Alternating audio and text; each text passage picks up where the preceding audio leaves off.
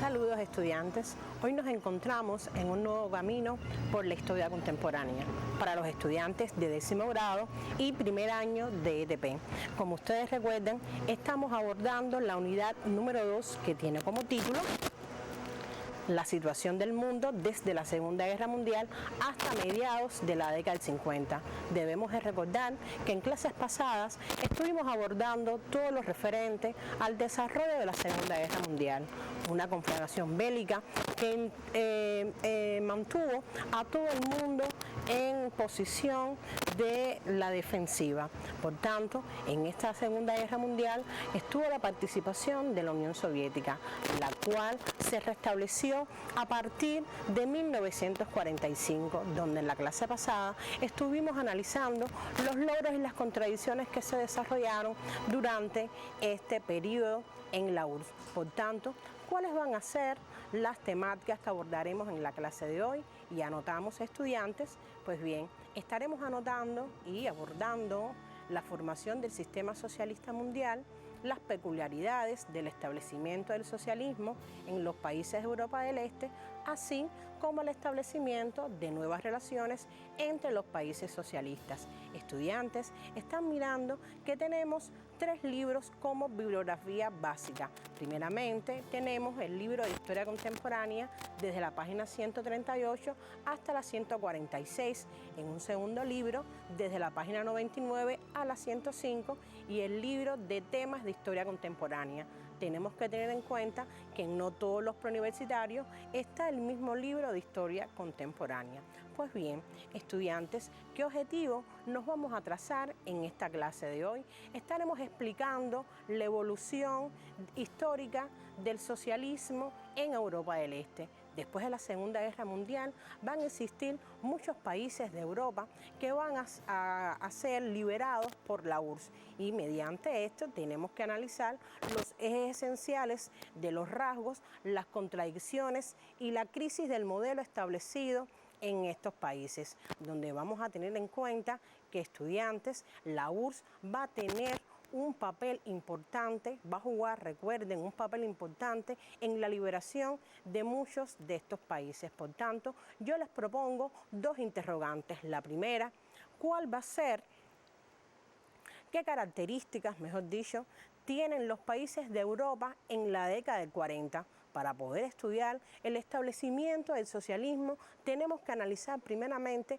cuáles son sus características para nuevamente ver el establecimiento del socialismo y cuál fue el papel que asumió el Ejército Rojo en aquellos territorios que habían estado bajo la ocupación de los fascistas. Hay que recordar, estudiantes, que durante la Segunda Guerra Mundial los gobiernos en estos países de Europa del Este no tuvieron la misma participación.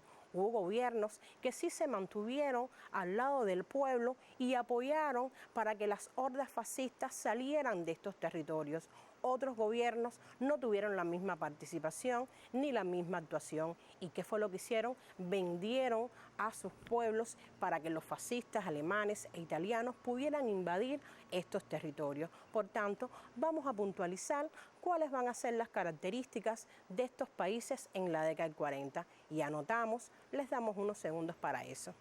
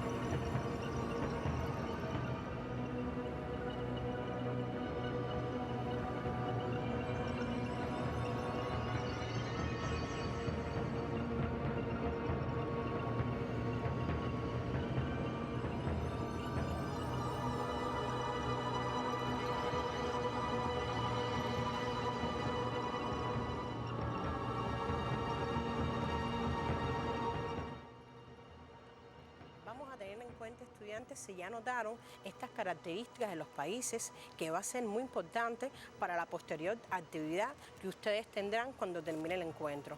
Para poder ver cómo se establece este sistema socialista, vamos a notar la siguiente periodización. Primeramente, desde 1945 hasta 1947 se establecen gobiernos de coalición.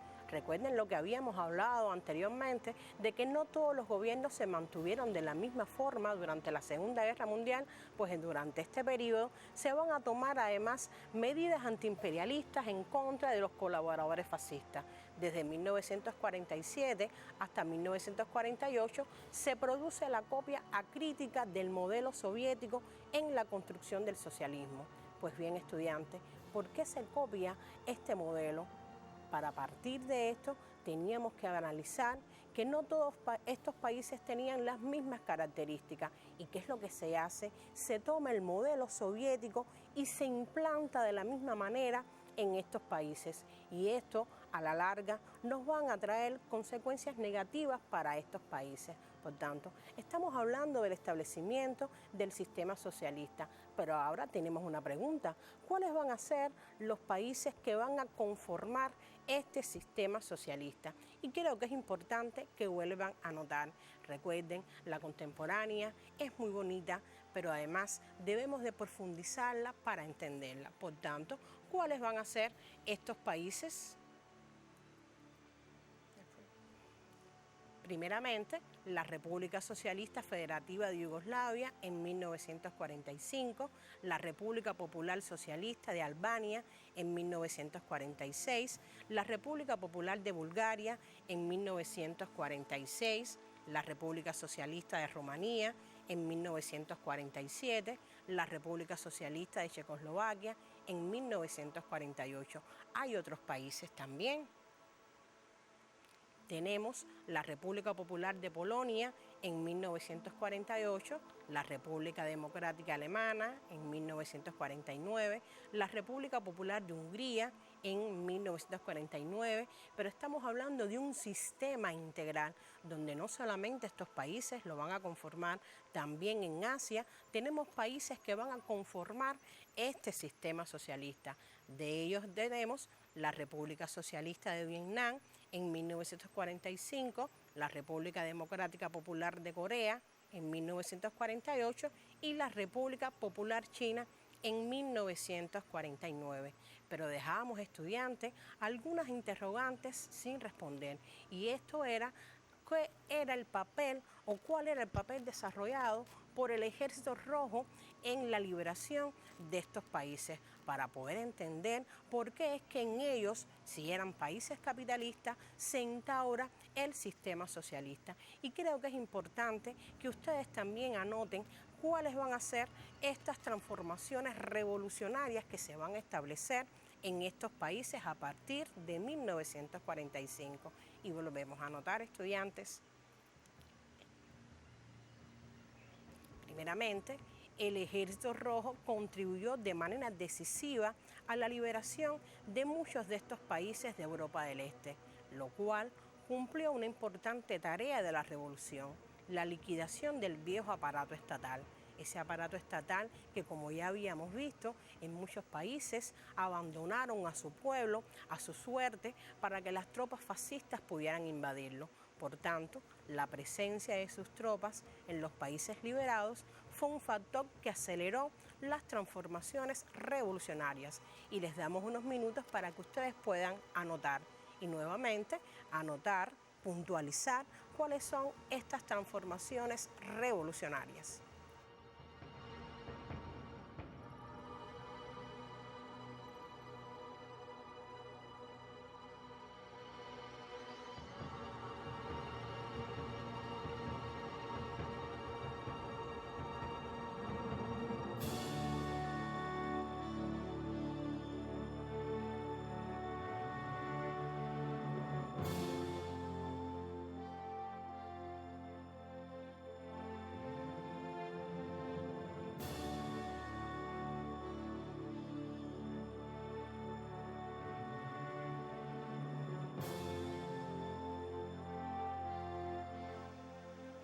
Vamos entonces, estudiantes, a ver cuáles son esas transformaciones. Recuerden, fue muy importante la labor de ese ejército rojo en la Gran Guerra Patria, pero que no solamente liberaron el suelo suyo, sino que pudieron apoyar a estos países de Europa para que fueran liberados de los fascistas.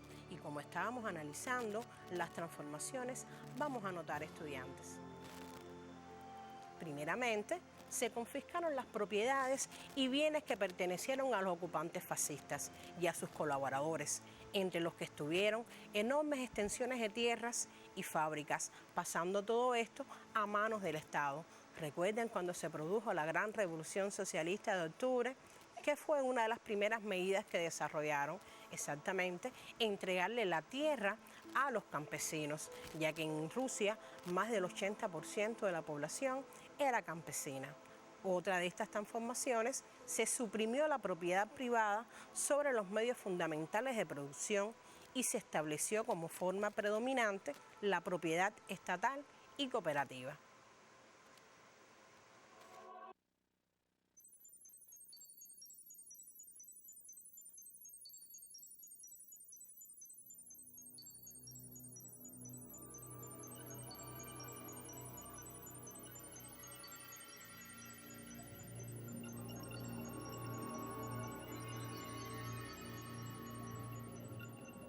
Otra más.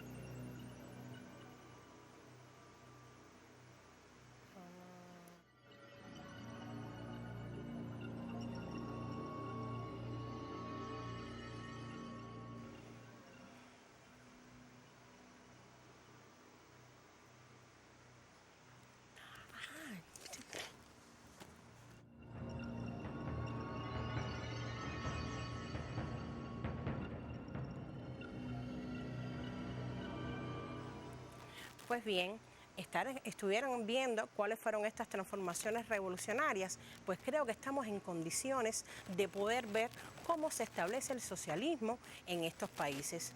Ya habíamos analizado las características anteriormente, por tanto, habla sido el establecimiento del socialismo de la misma manera que se estableció en la URSS en 1917. Creo que es importante, a partir de que se conforma este gran sistema socialista, ver cómo los países de Europa van a asimilar el establecimiento acrítico de ese sistema socialista. Por tanto, creo que es importante anotar estas características de cómo se establece el socialismo en estos países. Lo que ahora tengo que pasar a...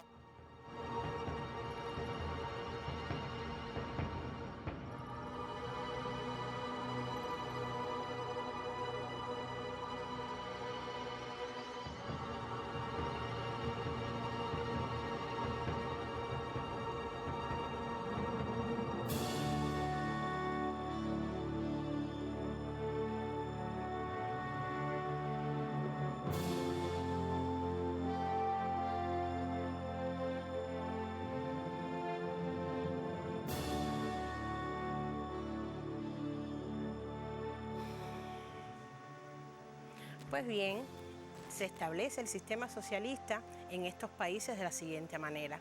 Se adoptaron métodos ajenos a sus características y se importó el método soviético. Lo habíamos analizado ya. No hubo una aplicación creadora del marxismo-leninismo. Recuerden que habíamos visto que estos países, Yugoslavia, Albania, Polonia, no todos tenían las mismas características. Por tanto, cuando se establece el sistema socialista, había que partir de las características de ellos y a partir de ahí establecer creadoramente ese marxismo. La industria de bienes de consumo y la agricultura se rezagaron mucho en relación con la industria pesada. Había que establecer un equilibrio entre todas estas ramas para que la economía fuera a la par. El proceso de colectivización se realizó de forma forzada. Aquí se violó uno de los principios leninistas, donde la cooperativización debía de realizarse de forma pacífica y siempre que los campesinos estuvieran de acuerdo. Existió un nivel bajo en la producción de cereales, provocando, en muchos casos, crisis alimentarias. Y los partidos comunistas en el poder experimentaron un proceso de desmoralización a partir de una burocracia excesiva. Estos fueron elementos que a la par trajeron contradicciones en estos países, lo que a partir de 1945 fue un elemento positivo para el mundo, porque ya no solamente era una nación la que tenía el socialismo, a las vías a partir de 1950 y en la década del 60 van a traer contradicciones en estas naciones, porque este establecimiento del socialismo, como estamos analizando, no se realizó de la mejor manera, sin tener en cuenta que además el partido que debía de tener el papel importante y la máxima dirección acompañando a su pueblo, muchas veces se vio alejado de este proceso. Recuerden ustedes que habíamos analizado que en el 20 Congreso se hizo como una rectificación de los errores que había cometido Stalin durante la dirección del país. Sin embargo, en estos países se van a tomar muchas de estas contradicciones y se van a repetir muchas de las violaciones que anteriormente se había analizado y que Lenin, como máximo dirigente de la gran revolución socialista de octubre, había visorado al partido. Creo que es importante también, estudiantes, que en este nuevo contexto, si se está hablando de países que integran el sistema socialista, también se establezcan nuevas relaciones, o mejor dicho, se creen nuevas organizaciones para establecer estas nuevas relaciones. ¿De qué organizaciones estamos hablando? Y anotemos este esquema, estudiantes. Hablamos de la creación del CAME en 1949 y del Pacto de Varsovia el 14 de mayo de 1955. Y le damos un minutico para que puedan copiar este esquema y poder anotar los objetivos que van a tener estas organizaciones.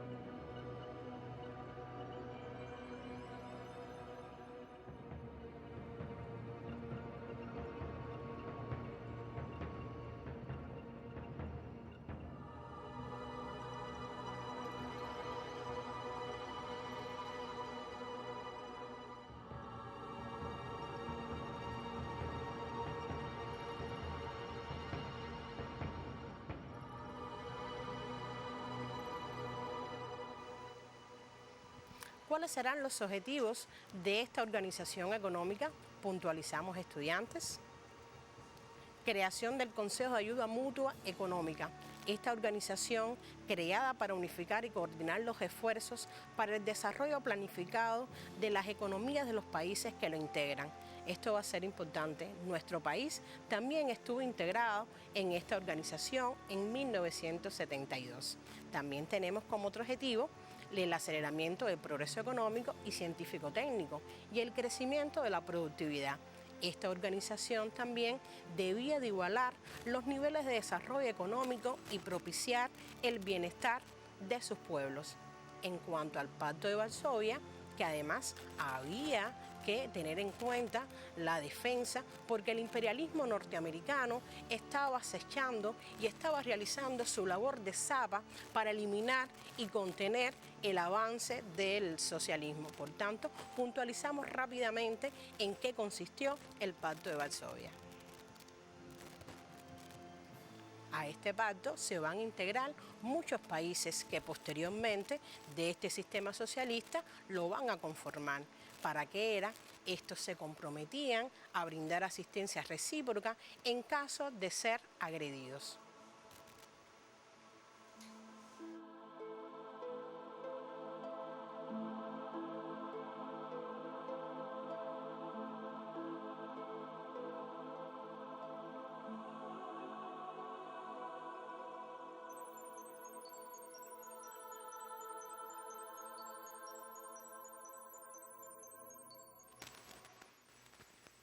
Pues bien, estudiantes, creo que hemos analizado las peculiaridades que se van a desarrollar a partir de la década del 40 con la conformación del sistema socialista mundial, y también hemos visto las organizaciones que se crean para establecer las nuevas relaciones entre estos países.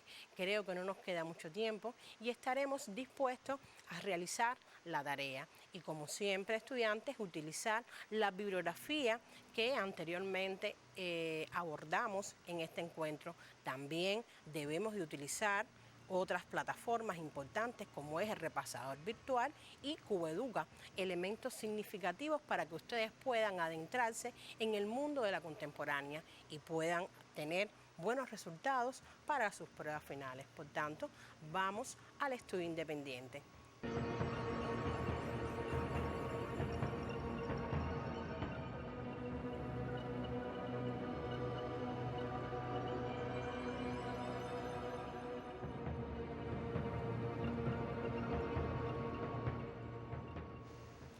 Estudiantes, primeramente, ¿qué factores contribuyeron a la conformación del sistema socialista mundial?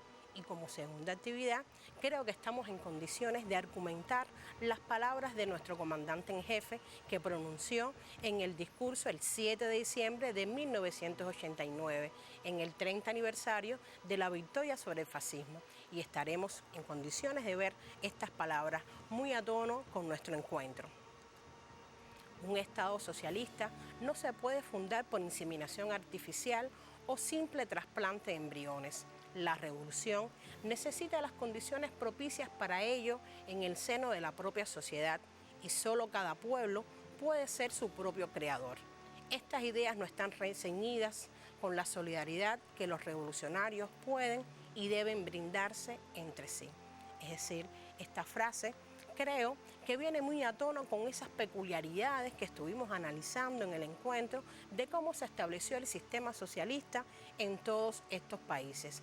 Tienen además la bibliografía básica que van a utilizar para poder dar respuesta a esta actividad independiente.